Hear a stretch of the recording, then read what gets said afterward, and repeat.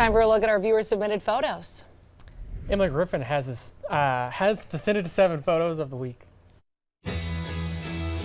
Send It to 7 Pics of the Week, sponsored by Foy Agency.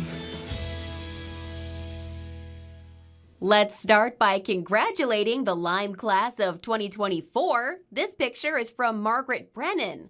We also say congrats to the Caprera family. They were honored by the state for 50 years of automotive business. Here's some participants of the Henderson Harbor Triathlon taken by Gail Smith. Impressive work.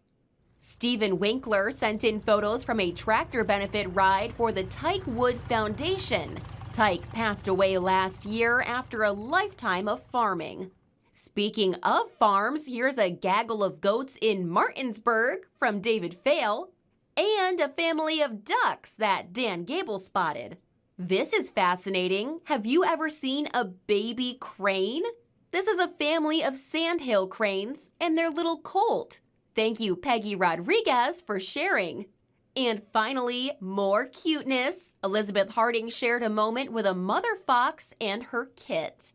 Thank you to all who sent it to 7 this week. Emily Griffin, 7 News.